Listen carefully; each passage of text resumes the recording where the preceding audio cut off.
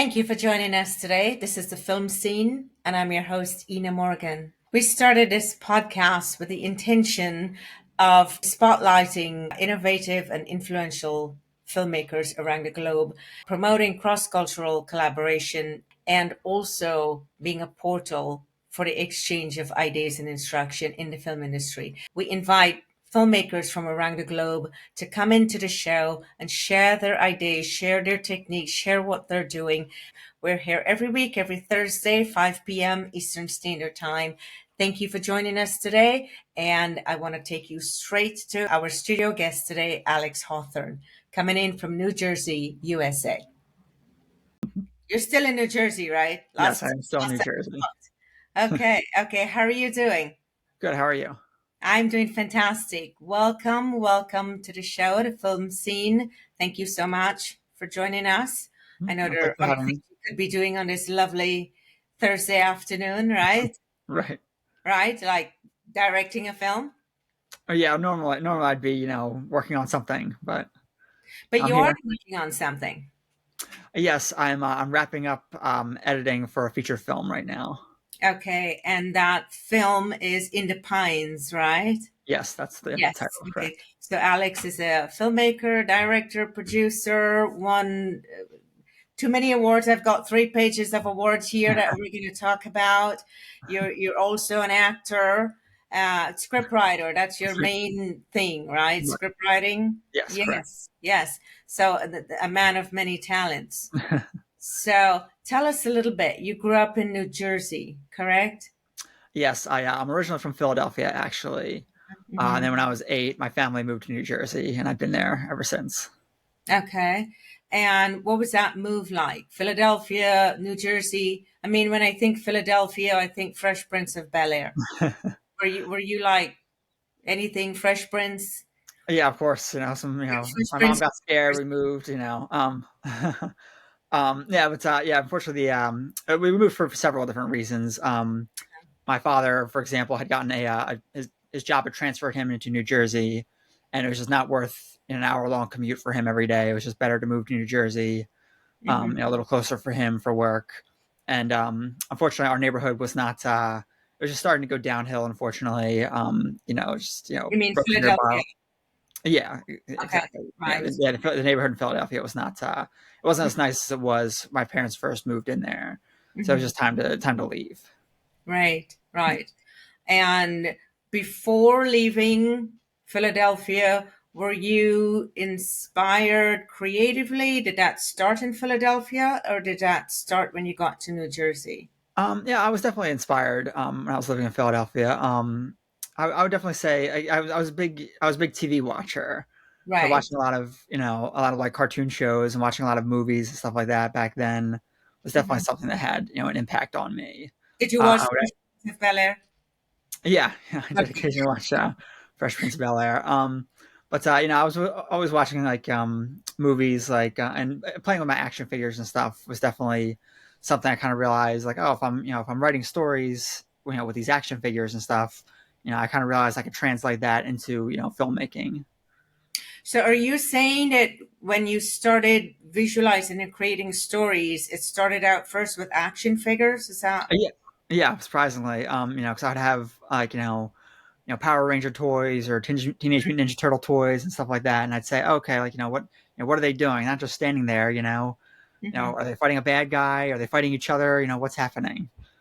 Well, if I recall, one of the big, because with all the awards that you've won, Mhm. we had talked about this, and it's your distinct view that one of the reasons that you get selected for these awards is because you write very compelling characters. Mhm. Now, when I think action, Mhm. I don't think characters. I think a lot of fighting. I think Right. a lot of, quick emotions and fighting. I don't see too much the character arc, going from this event to that event. I see, oh, you make me angry, I'm gonna punch you. So tell me how that evolved. Well, I mean, playing with my younger sister was definitely helpful as well. Because sometimes the characters would just be like, sitting down and like having tea or something, together. Um, So and me personally, as I got older, I kind of realized, the kind of films and the kind of, shows that I more gravitated towards, and started writing, stuff towards that. I liked, dramatic films, Mhm. like Boyhood was like a great movie that, came out, many years ago. And that's literally just about a boy like growing up. I mean, it sounds boring when you hear that out loud. When you actually see the movie, you're like, oh my gosh, I totally remember, experiencing, that when I was a kid. And I remember, like, going through this when I was, first, interested in girls or something like that. Mhm. Mhm. You know. And comedy also plays. Now, after I've watched a lot of your films, Mhm. I see two things coming out. I see Mhm. comedy being a great part of it, a Right. major background of it. And looking at your CV, you wrote for a lot of the comedy shows out there, right? Yeah, I mean, I've written a lot of, short comedies and stuff like that. I have a feature length screenplay that's a comedy that's Uh-huh. being produced by a different company right now. Hmm. But you also did some writing for some of those shows out there, if I'm not mistaken, right? I don't think so. Yeah, it wasn't. Did Yeah, you not do some comedy writing for shows, or no, was nothing. is No, it your own? yeah, yeah, mostly just my own. Okay. Kind of on my own kind of stuff. When I was in college, I was part of a couple different writers' rooms for a couple of comedy shows when I was in college. Hmm. I mean, obviously these were like student shows. They were on this, the student television network. But yeah, I mean, I do have experience, working in a writer's room and stuff like that. Right, right. So how do you integrate that? You have action, and again, like I said, when I think action, and I think the Power Rangers and all these other figures that you were probably referring to when you grow up, I think fighting. So how are Um, we integrating comedy right. into? Well, I think a lot of those, old shows I used to watch. Like I said, I used to watch a lot of cartoons as well, like The Simpsons and like Bugs Bunny? Rugrats and yeah. So like a lot of that stuff, figuring out how to set up a joke and stuff like that. In fact, my mother once told me that if I learn anything in her household, it better be comedy timing. So it's Right. definitely, I definitely had a very funny household. My parents are, very funny people. Uh-huh. Um, so that's been Okay. helpful as well. Now you recently started, you've been doing this, you've been doing filmmaking 10 years, Yes. and you recently started your company Hixo Productions Yes. in 2020. Yes. I almost said 2000, and then I thought, wait a minute, that's a long time ago. In 2020, and you're releasing your first feature here. Yes. But you have an amazing CV. You have 3 pages of being nominated for awards, winning awards. It's longer than any that has come across my desk. So I'm interested in this. I'm curious to know, how do you do it? Well, for me, it's just, I don't have, I don't really have like, this is important to me. This is like my life. I don't have the luxury of being able to sit there and say, well, if this doesn't work out, I'll just get like a regular job. Because it's hard to get a regular job nowadays. I mean, a lot of people, they're not. A lot of people are, you hear in the news constantly about how people are like, struggling, or they have a job that's not paying them, well enough, and everything else. I every day I saw my dad come home and complain about how much he didn't like his job, but he had to hold that job down because he had a wife and children to Bills to support. pay. I mean, I'm not married yet. I don't have any children yet. At least not that I know of. But Right.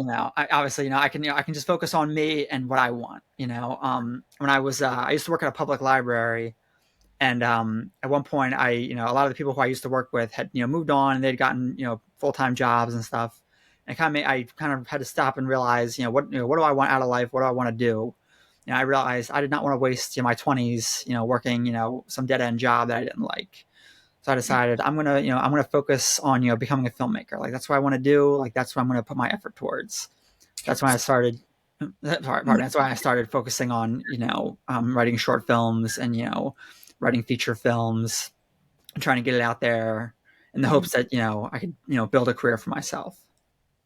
So what I hear you saying is commitment, number one. Yes, Can't absolutely. can't go partying every night if Right, you really want to make this happen, right, and get your films out there and get it into festivals and get it nominated, get it seen.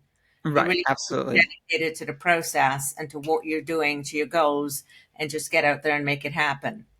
Absolutely. I mean, I've had plenty of friends in college who, they thought they were going to be, the next Steven Spielberg or Hmm. something, but, they found out, getting in the industry is very difficult. It's a lot of work. The pay isn't always consistent. Sometimes you might have a good job that's paying you a couple $100, a day for like a week. And then suddenly, you're scrambling to try to get the next job because you have bills to pay. And, Right. for a lot of people, that's, it's difficult to to manage and handle that level of Right. stress. Hmm. Whereas me, I've said, hey, like, you know what, I'd still rather be doing that than working some job that just makes me like unhappy or something.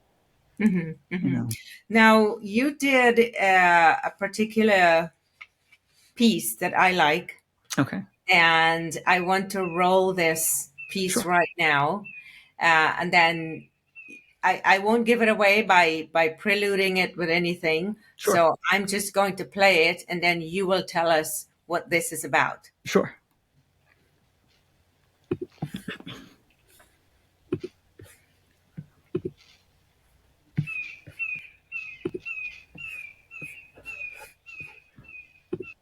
I can do it anymore. Wait, did what anymore? I can't keep living like this. Living like what?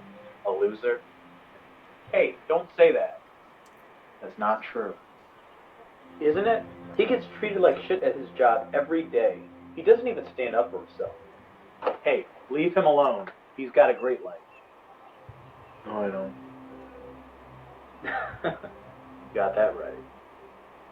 Hey, you're doing great. You got a good paying job. That's important.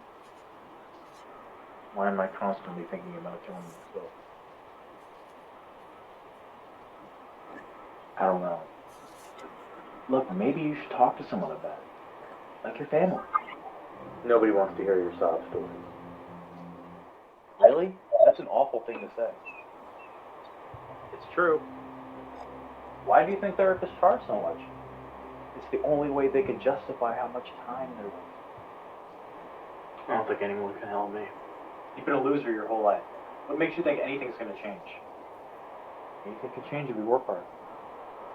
Yeah, sure. You just need to put a little effort in. You're really good at that, aren't you? Stop it! You are always doing this to him. He brings it on himself. Just want to end it all. You know, I got nothing to show for in life. You should go for a walk. When's the last time you went out? You should go to a bar. Nothing better than a crying drunk. You know what? I think we should go online. There's a lot of people we could spend time with. How? There's a lot of sites dedicated to meeting new people. I mean, let's find one. Come on. He doesn't have any interests. I like movies and stuff. I used to like the playground when I was a kid. A sad adult hanging at the playground. Maybe if we're lucky, someone will call the police. Other outdoor activities are good. Maybe you should go for a walk. Just feel like nothing I do will help. Why do you feel so depressed? Just feel like nothing in my life matters. Try and I try and nothing ever works. That's probably just your lot in life. You can't expect things to happen overnight. But things take time. You know that. Come on, let's get a drink.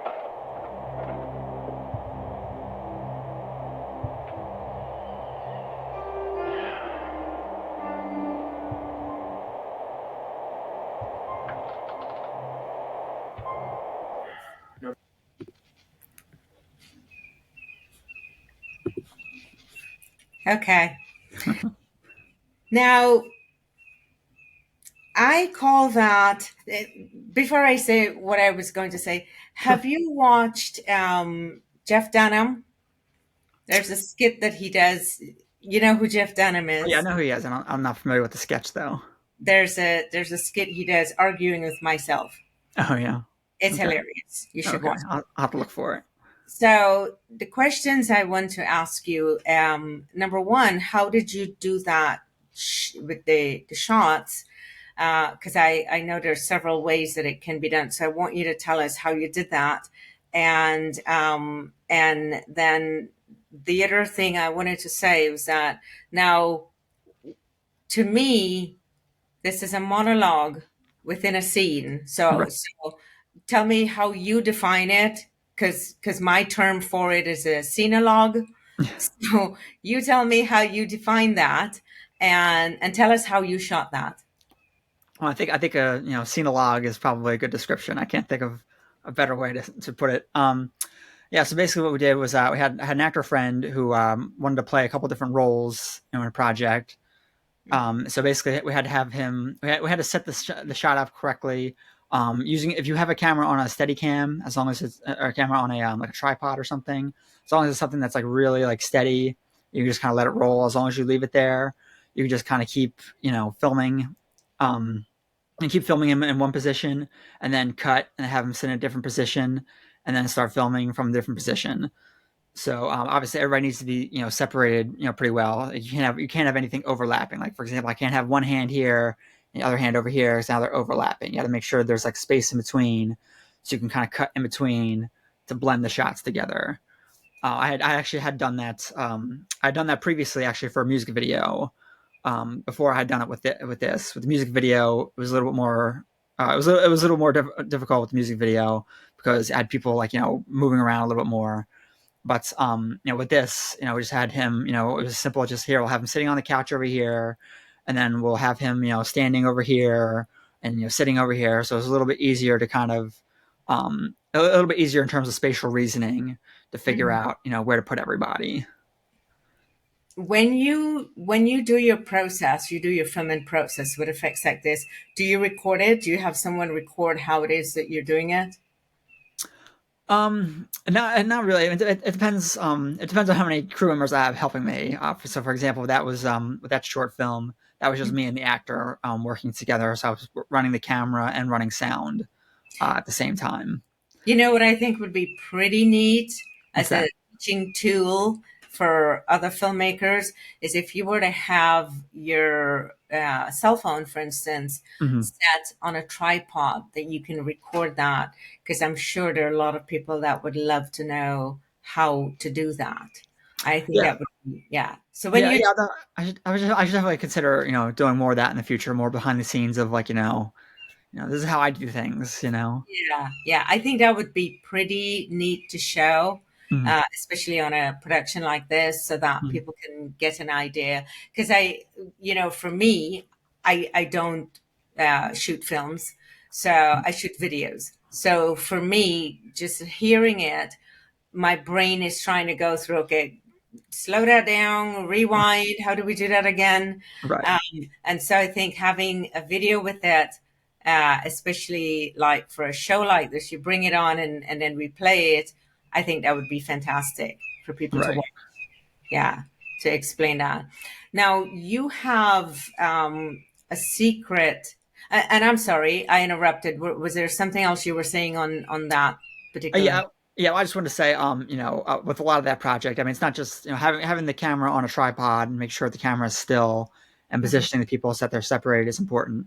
But the key is also in the editing process because what you can do is you can have the footage like overlapping each other. You just put one piece of footage on top of the other, and then from there you basically use certain editing tools on your software and stuff to actually cut them so that so that instead of just seeing like the footage here, you're cutting black over top of that, and instead of just seeing the footage here, you're cutting black on top of that. So then when they mix together, it looks like they're perfectly like in sync together. That way you can see one person in one position, another person in another position.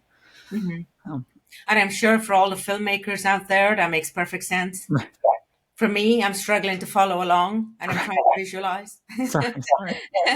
No, no, no, it's okay. I'm because the audience are filmmakers, so I'm Right, sure they can follow along exactly what you're doing. right. Yes, yeah. It's all about the cropping. That's all I'll say. It's all about the what? It's all about the cropping. The cropping. Yeah. Okay, so it's in the editing, of Yes, course. isn't it? Yeah, Is that editing. makes sense. Yes. Now, and you edit your own films. Yes. You do the editing as well. Yes. So you essentially, and are you the DP and the AC when you get out there? You're doing it all. It depends. Usually I've done a lot of my own cinematography for a lot of my projects.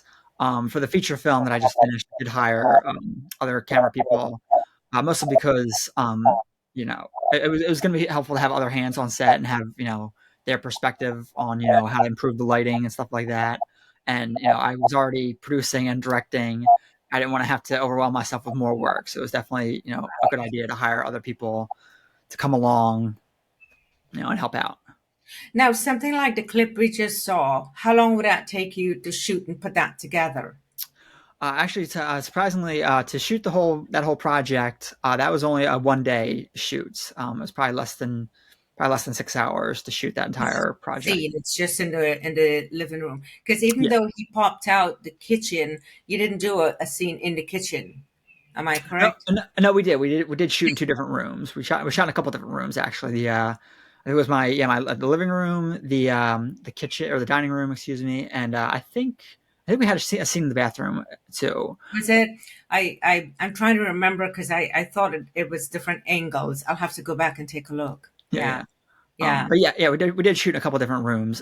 For me, it's just a matter of as far as scheduling goes, if whatever rooms I'm using, I try to use those rooms one at a time. So, for example, if I had that script in front of me right now, and I had 3 scenes that are taking place in the living room and 2 scenes that are taking place in the kitchen, I'd say, okay, cool, like let's film all the living room scenes first, even though they might be taking place hours apart, just because once you already have the camera and everything that's set up in that room. Why would you say, okay, let's pick everything up, move it over here, and then pick everything up again and move it back? Like, we're already here, we're set up. Like, let's do it here. That's usually how they shoot films. Am I correct? When we do the production schedule, that's you're set up for that one scene. You don't want to, because that's a tremendous amount of time to set up, get the marks, everything marked off, get the angles. Exactly. Yeah. Exactly. I've had the feature film that I just finished. One of the actors even complimented me on the fact that we had a couple scenes that were filming in the living room, so we filmed a lot of those scenes back to back. And she said, like, oh yeah, like, he's figured out how to, like, speed up the setup process. And since the setup process is what takes forever in filmmaking, if you can figure out how to speed that up, you can save a lot of time in terms of shooting schedule. And time is always money on a film set. Absolutely. We know that deal. Mm-hmm. Yeah. Now, you also have a very special technique that you've worked out as to how to maximize and optimize your film set and your crew. And that technique is what I call, I don't know what you term it, I call it a continuous shoot. Right. And I think it's a good time. Let's talk about it, because I was going to say I wanted to hold off and talk about that in a minute. But yeah, we're here. Tell us about that. Tell us about that secret that you do. Sure. So what I do is, as you described it, continuous shooting, which again I do like that. I would describe it as that as well. So basically, most directors, they'll set up the scene, and then they'll slate real quick, and then after they do take one, they'll cut, and then they'll reslate. I've just figured out, if you just don't bother to reslate, it makes things a lot faster. So I'll say to the actors and the crew members, for that matter, as soon as we start, I'll say to them, hey, listen, guys, like, here's how I do things. Like, we're going to shoot the first take, and then afterwards, we're not going to cut. We're not going to, reset and everything. We're not going to cut, the way, normal people would do with the slate and everything else. We're not going to reslate. We're just going to go back to one, and we're just going to keep shooting. We're just going to keep the camera rolling, keep the sound rolling the entire time. And as a result, it saved, a lot of time in terms of production, because reslating should really only take 2 minutes to have everybody go back to their positions and reslate and everything else. But when you're doing 5 or 10 takes, 2 minutes each time, that time adds up after a while. You end up wasting, you could easily end up wasting 10 minutes on set, just reslating. So I've personally figured out, if I just don't bother to reslate, if I just have everyone, go back to one, and then, go from, the beginning to the end of the scene, just over and over again, and save the cut for the end, it saves a lot of time on production.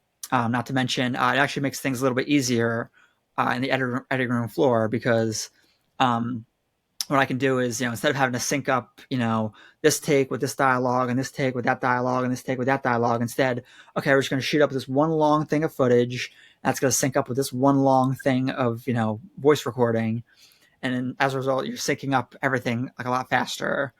Not to mention, it has been helpful because what happens is that in the background, when I'm in between, obviously I have to cut out the in between parts, like in between, in between take one and take two, or maybe I'm giving an actor direction or something. And so I have to cut that part out. But because I'm, now listening to the direction that I gave, an actor, 3 months ago or something, helps me in the editing room too, because it makes me realize, oh, okay, like this is why I told them to do this. And, now it's like I'm back on set again. I remember my mindset, of when I was there. Do you think that works better because you are the director and the AC and the editor? Because I'm trying to imagine what that would be like. Because I've never sat. I in a film set. I don't sit in the editing room, but I've heard long stories about how things on the front can be a nightmare when they're trying to put those pieces together. So I'm curious as to what your thought might be, how that works when it's not the same person sitting in that editing room. Right.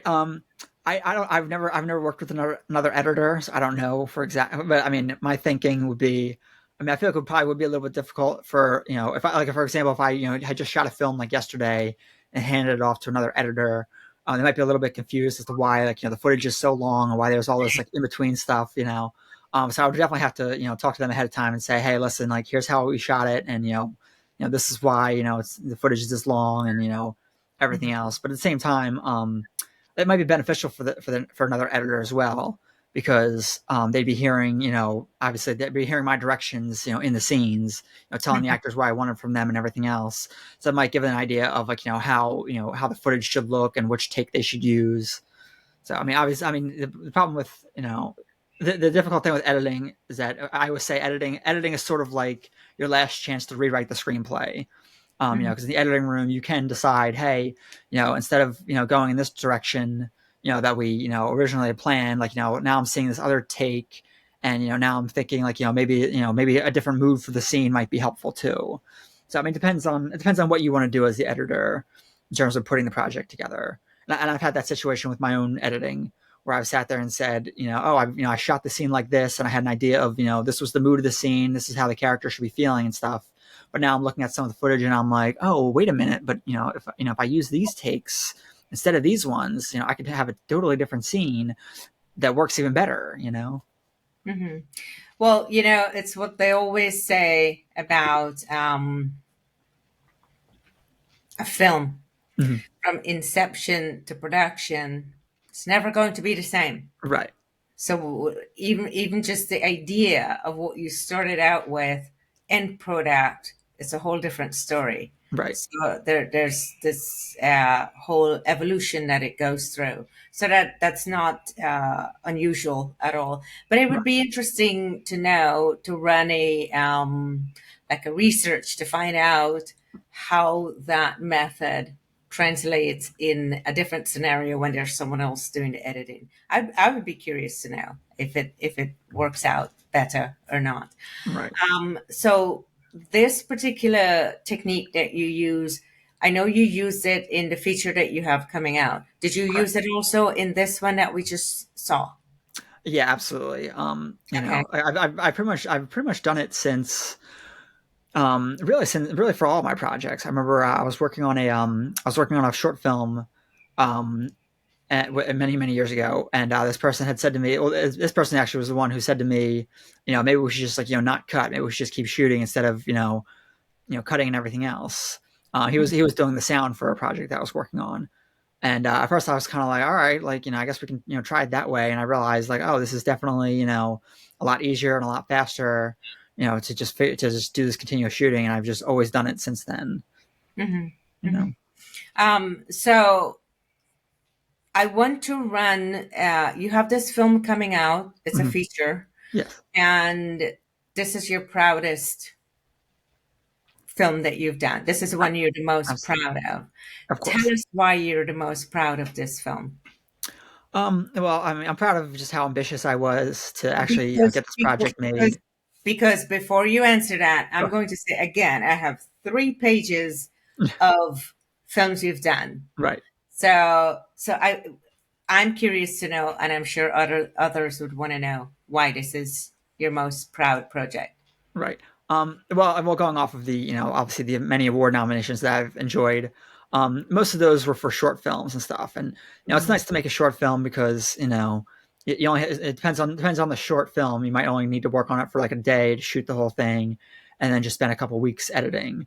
And the reason I'm proud of this feature film is because it is a feature. I did decide it was going to be a longer schedule going into it. I knew ahead of time before I even started figuring out the schedule. I knew I was going to be working on it for at least a week and a half. So I'm glad that I was able to handle from beginning to end that amount of days working in a row, and having that crew available to put the whole project together. And I'm just very proud of the fact that I put the film, like I said, I put the film together myself. I got the locations for it. I found the crew to work with me for this project. I hired all the actors myself. And now we're at a point where the film is about to be finished. I've edited an almost 90-minute long film single handedly over the past year, while also holding down a full-time job. So it's a big deal to sit there and say, like, I wanted to do this project, and and now it's completed. It'll be out there for people to see very soon. And when is it going to be released? Well, we're still finishing the editing. So hopefully the editing should be done in the next couple weeks. Hopefully we should start sending it out to film festivals probably in August. That's when it'll start to make the rounds and being shown in front of a live audience. Okay. All right. So I want to roll this clip Sure. so that everyone can have a look. Sure. Okay. If I can find it, that would be a good thing. Sure.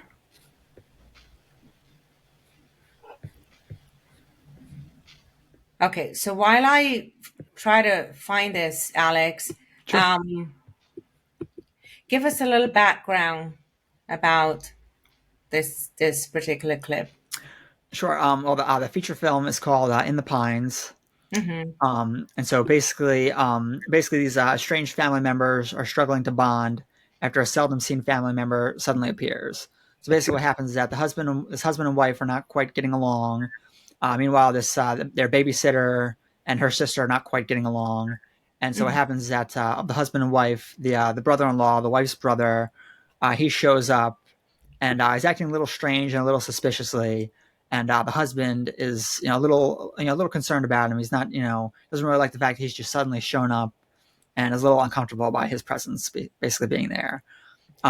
So in this I basically whipped together a trailer to show here. This is the first time it's being shown to anybody. I basically whipped something. Feel privileged. Yes, absolutely.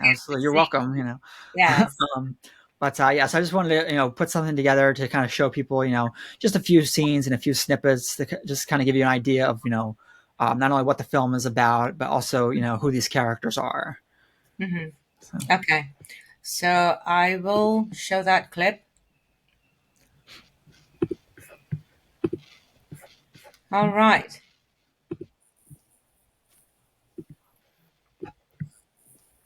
There we go.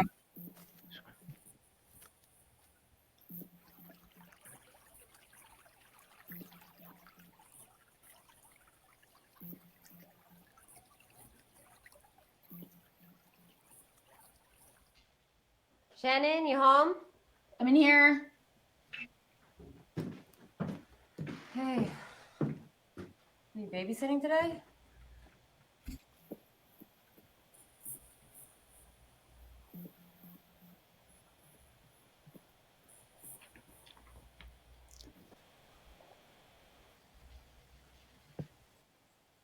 She's playing in her room. What's wrong? I sent Matt an email last week. He still hasn't responded to you? I don't know what to do. I mean, I've called, I've texted. You don't worry about it because he can take care of himself. Hey, Paul. Hello, Matt. What are you doing here? I figured I'd come for a visit. And you didn't need to call or anything like that. Is Shannon coming over later? No, it's just you and me today. Why don't we go to your room? We'll play a game.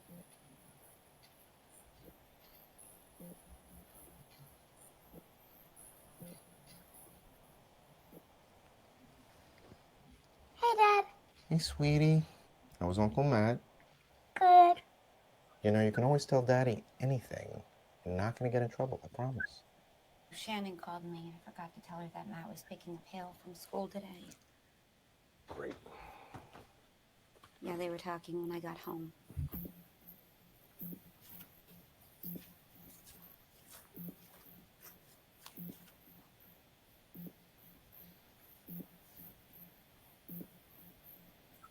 It's nice to get some fresh air after a long day. Is that why you park at the house and walk to pick Hale up? Yeah. Shannon?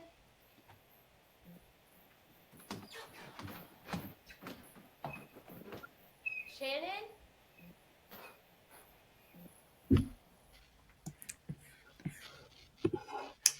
And we're back. Okay, so I don't want to ask too many questions because I know it's not out yet, but I don't know what other audience members feel about it. I feel he's a little creepy. So, but you don't have to give away anything you don't want to give away. So, whatever you want to say about it. Yeah, well, yeah, I'm glad that you said, you think he's a little creepy, because that is actually the idea that we're going for. Yeah, like, he is, he, like I said, the family, he does suddenly just show up, and he is acting a little strange. The husband is a little suspicious of him. And he's not the only one. There are other, as the movie unravels, more characters, start to feel a little, other characters start to feel a little suspicious of him as well. Mm-hmm. Yeah, but I mean, I'm just very proud of, just very proud of the film. Like, even watching it here, I'm just like, oh, I feel like, like the fact that you said you get a creepy vibe from it, I'm like, we really nailed this one. All right. Well, it wasn't just the vibe; it was things that were shown. So I think you did a great job in manifesting what you're trying to show about the fellow, the characters of the fellow, and Right. in just that short 2.5 minute trailer portion that you did, we see why everyone is uncomfortable with his presence. Right. He's just the things that he's doing. Right. Yeah, the external manifestation, we're seeing it. Yeah. Yeah. Now you shot this in 11 days, a full feature. Yes, that's correct. And It was not to interrupt you, but yeah, the script was over 120 pages. Mhm. We managed to film that in 11 days. There was a couple of scenes. Or when you see the movie, hopefully you'll see the movie. There was a few scenes. There were a few scenes that we had used more than once. Like, so for example, the scene you actually saw in the beginning where the main character is just walking through the woods. That scene does appear again later in the film. Mhm. But so there's a couple of scenes that were like that where we kind of utilized them more than once. For certain reasons. Obviously we understood better. Once the film was released. But yeah, we were able to shoot. It was over 120 pages. We were able to film that, in 11 days. On a skeletal staff. Yeah, exactly. What, 4 people? Yeah, there was 4 crew members, Mhm. 5 if I include myself as the director, and then the cast, I believe, was a total of 9 people on the cast altogether, like 8 or 9, something like that. Mhm. So, And that's again a remarkable accomplishment for what you're doing, especially considering that a lot of your films get either nominated or they win awards. A lot of them have won awards, so it's an amazing feat that you have going there. And so I want to ask again for those listening and interested, because a lot of the filmmakers that I talk to, they're very hopeful. They submit their films to film festivals and this sort of thing, and they win some, they lose some, they right. win a few, they lose most. You have, and in just a short time you've been doing this, you have 3 pages. And so I know that you have a sort of formula, as it were. So tell us a little bit about that. What is it that, why is it you think that a lot of your films win at these film festivals? Actually, that's funny. A friend of mine was, she has her own podcast called Filmmaking. Actually, if any of you want to check that out, feel free. But Okay. she was talking about,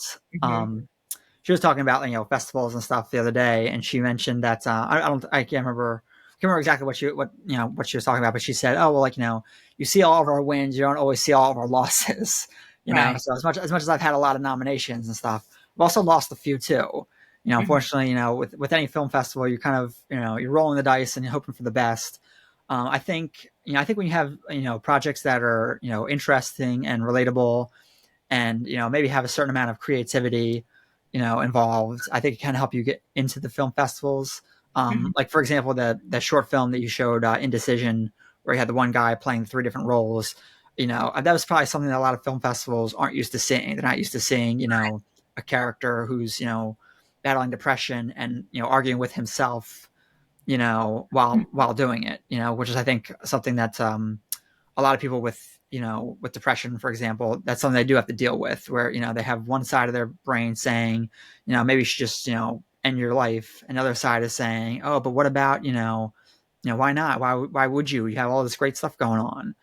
So, I think when you see interesting stuff like that, interesting dynamics like that, I think, it's a little more interesting.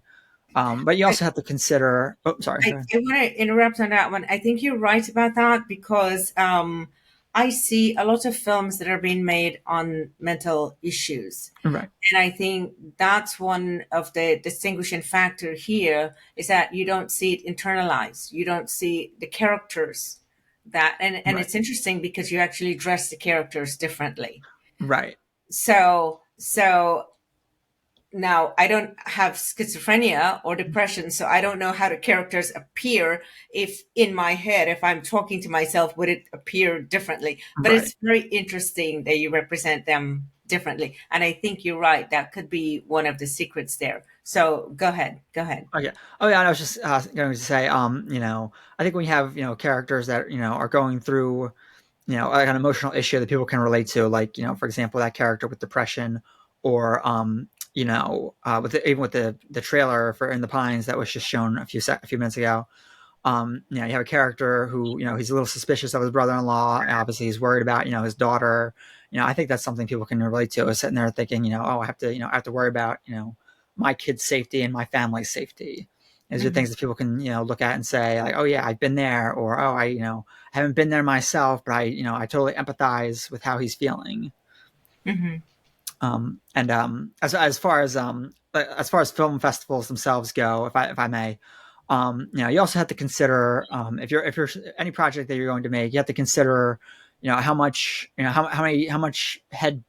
your head you're going to beat against the wall, in process of, sending the project out. Because, technically you could have I can make a short film tomorrow and I could spend the next, 5 years, submitting it to film festivals and stuff. But you have to consider, how much money do you want to spend on the festival? How much time, how much available are you going to be if you get into these festivals in terms of, going to those film festivals and traveling and everything else? Because that adds up financially too. I've been to Las Vegas a couple of times for, a film festival. I've been to, Virginia. I've been to New York. Obviously I'm on the East Coast, so going to Virginia and going to New York, not too bad. It's just a 2-3 hour drive to get there. But for Vegas, you have to sit there and think, okay, I gotta buy a plane ticket, and I gotta get a hotel room. You have to consider how much you're willing to spend, in terms of submitting to film festivals, because the film festivals themselves, they cost money as well. That, like I said, that money adds up. But you only have to be there if you win or are nominated. Am I correct? Well, technically anybody could go. I mean, if there was a film festival, if there was a film festival taking place this weekend, I could say, okay, I'm going to go. Festivals are great, especially when you're starting out, because they're a great, networking opportunity. I have, had times where I've gone to film festivals and I have made deals. I have, sold screenplays at film festivals. Really? Yes. Okay. So, okay. So the secret here is to be more involved if this is your goal and this is something you want to do with regards to being nominated or winning at these festivals. You have to be a lot more physically involved, is what I hear you saying. Absolutely. In fact, when my first film festival nomination, I was talking to a friend who was, a screenwriter. I said, "Oh, hey, my script is nominated. Any advice for me?" She said, first of all, with a screenplay, once you've written it, you basically have like a year to sell it. Otherwise, it could become old news. And that's not always the case, but that needs to be like your mindset of, I have this project. I have to, get it sold within like a year. Otherwise, it's going to be more difficult to sell it from that point on. What was the one you sold at the film festival?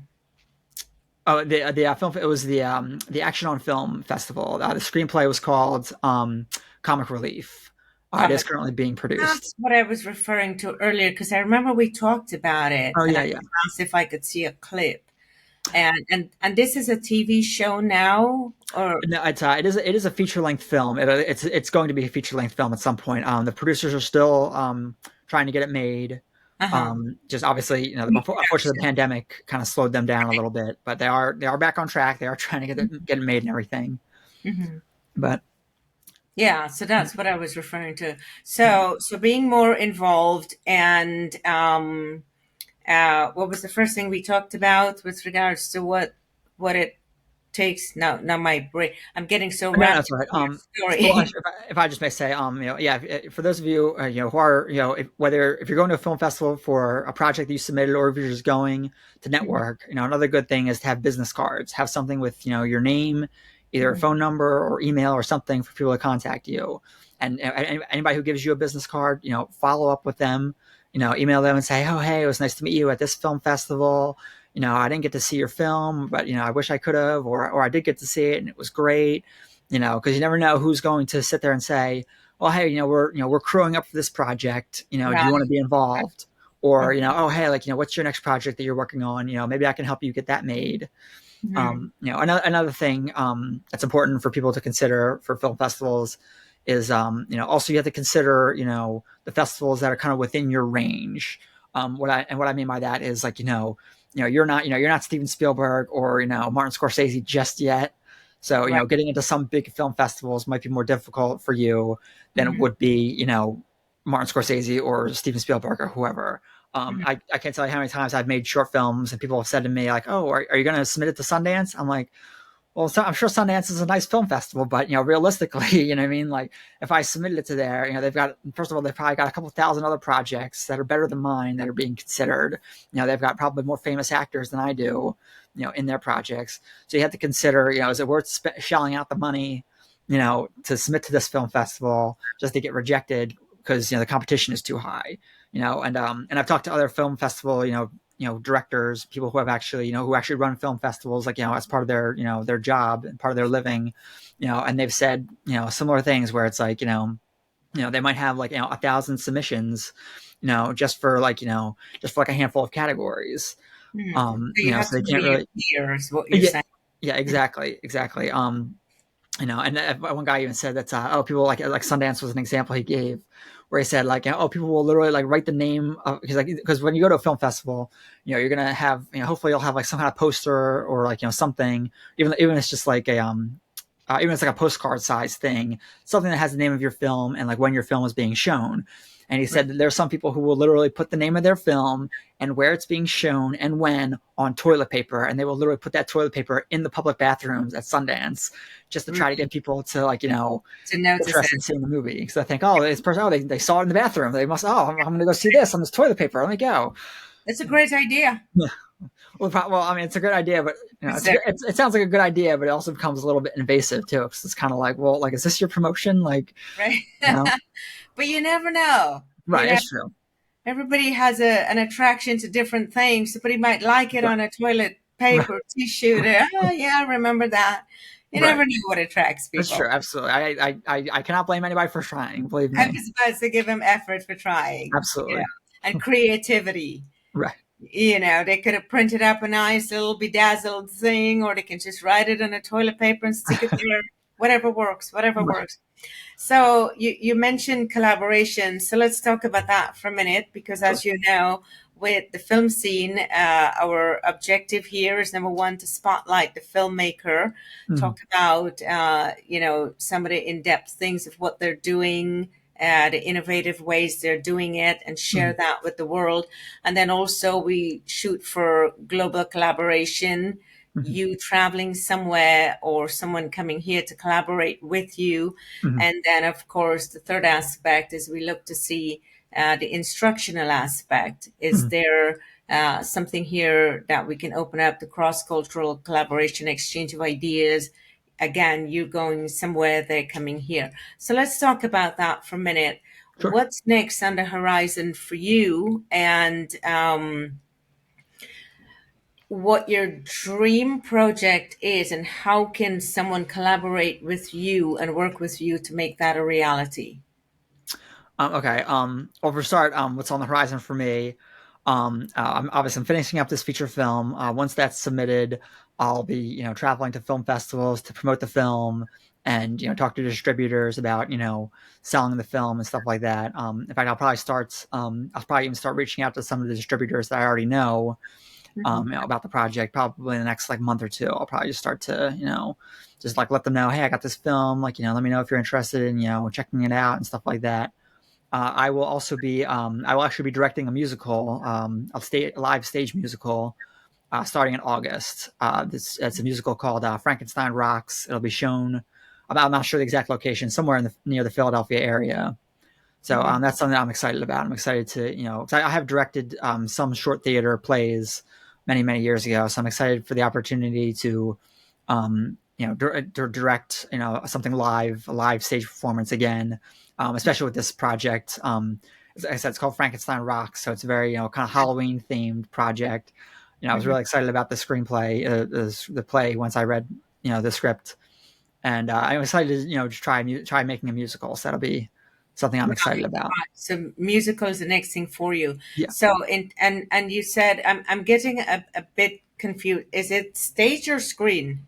It will be live on stage. It is a musical. Okay. Yeah, So it's not a live film. audience. Okay. So in terms of film, what's the dream project, and how can someone listening to this collaborate with you to make that happen? Well, yeah, if anybody is listening, they could always either send me an email or follow me on Instagram.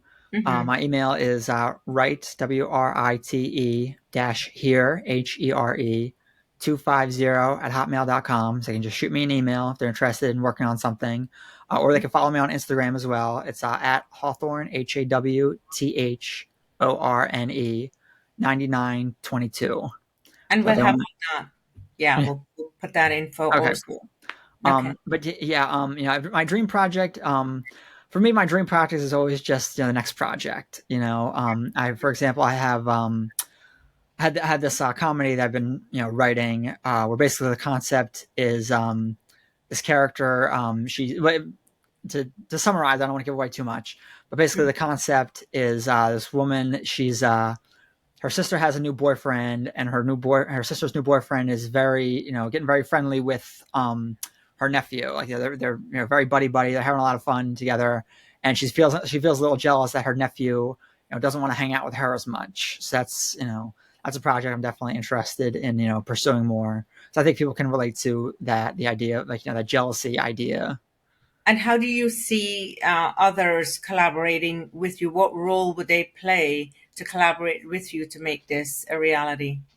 Well, I'm always looking, as an independent filmmaker, funding is always an issue. It's always difficult to try to, get strangers to believe in your projects and get people to give you money, for something that you're working on. So any type of, production, whether it's, funding or even, even trying to get locations can also be, a very helpful thing. Scout. Yeah, absolutely. Because I've been lucky that I've, some of the locations that I've used were just like houses, so I could film in my own house. Or I've actually had very good luck with renting out Airbnbs and saying to the owners, hey, I'm trying to find a place to film film here. Can you, kind of rent your place out for a week, just to film a movie? And some of them have said, oh, heck no, I don't want a film crew in my house. Others have said, yeah, sure, no problem. That's so cool. When can I see the movie? So obviously it depends. Some people are more, more excited about the idea than others. Yeah, yeah. I know someone in Calabasas with a beautiful home that she does that quite a bit. So if you're in LA, let me know. Sure, sure, Yeah, yeah. absolutely. So in terms of instruction and travel, is that something you're open to doing? Yeah, absolutely. Obviously it depends on, it depends on the project, so I don't want to, be married to a project that's like not going to get off the ground or anything. I think I was reading, what was it? Oh, I was watching an interview one time with Rob Zombie, and he was trying to make a movie about the Broad Street Bullies, which was the 1970s Philadelphia hockey team. They practically invented hockey fights. They were pretty brutal guys. But Right. he spent years trying to make that project and just never happened. And he kind of wished he hadn't like wasted that time. Mhm. And I've had situations like that myself where, I've had people say, "Oh, we're making this short film or something," and then it just like never gets off the ground because they don't want to actually do the work to actually get that film made. You know, Right, right. And of course, we know the deal. Time is always money. right? So of course, we want to make sure it's something that will see the light of day before we commit to it. Absolutely. I know exactly how that works. Yeah.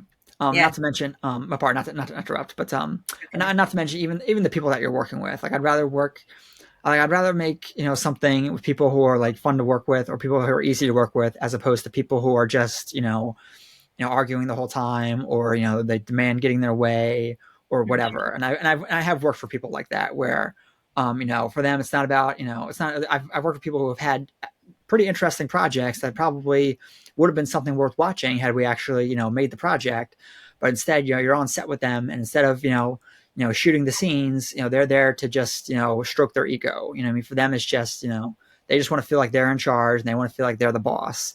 And Right. unfortunately for people like that, the project never gets made. Everybody hates you because you wasted their time, and nobody's getting anything done. Right. It's definitely not it's definitely not how I want to work. It's definitely not the kind of people that I want to work with. Right, right. We all know that prima donna thing. We all avoid it. Yes. Right. Well, Alex, it's been wonderful having you on the show. Absolutely. Again, I thank you for taking the time to come on set and explain your process with us. Sure. As a filmmaker, doing everything yourself, any word of advice or caution to budding filmmakers out there who want to get into this themselves? You've had 10 years of experience. You have your feature coming out. Any parting words you want to say? Yeah, I mean, like don't wait for somebody to call you. Don't wait for anybody to say, That's the one. oh, Yes. we're gonna, we'd love to get involved in your project or anything like that. Because, even if people do want to get involved in your project, they might bail out at the last minute. So it's important to sit there and say, if you want to, if you have an idea for a film, even if it's just like a short film or something, just start writing it, start, putting it together. You can shoot a film on your phone. There's no excuse to, sit there and say, well, I can't because dot, dot, dot, dot. Those excuses that you give are the excuses that you make for yourself. That's that you can justify, not putting the effort in. And, that's not how I want to work. Right. There was that film, I don't recall the name, that won at Sundance several years ago that they shot entirely with an iPhone. Oh, really? Do you remember that? I don't recall the name of the film right now. Gosh. Oh, I don't know if it's the same film or not, but I remember there was a film, Sean Baker, who's a great director, a great independent director, made a film called Tangerine. Tangerine. Yeah, is that what? Okay, yeah. But I have seen that film. Shot entirely by iPhone. Yeah, exactly. I mean, well, for the record, I mean, I think I had heard some people say like, oh, it wasn't just the iPhone. He attached this to this part, and I don't know, but it was something. At least he did something. Yeah, and it's an attestation to the whole point you're making that quit the excuses. It can be done. Just do it. And in terms of location, there was another film won awards again. It was shot. Just the entire film was shot in a car. Oh yeah. Yeah, I don't remember the name of that one. Right. But yeah, well, everything is possible. Right. Well, not to interrupt, but yeah, well, I think that was the thing about the movie The Whale. I think Brendan Fraser just won the Oscar for that. But I haven't had a chance to sit down and watch the film yet. It is on Netflix. I do want to watch it, but I think that I read the whole thing just takes place in an apartment, so it's like you don't need crazy locations as long as you have an interesting story. That's all that matters. Yeah. Good, relatable characters, strong characters. Yes. Absolutely. Thank you again, Alex. Thank Sure, you, no problem. thank you so Thanks much. for having me. And enjoy the rest of your evening in New Jersey. And You we'll as talk well. again. We'll have you back on the show, of course. We'll hear Sure. a lot more about what you're doing. Absolutely. All right. Thank you so much. You take care, and thanks again. Thanks so much. Thank you.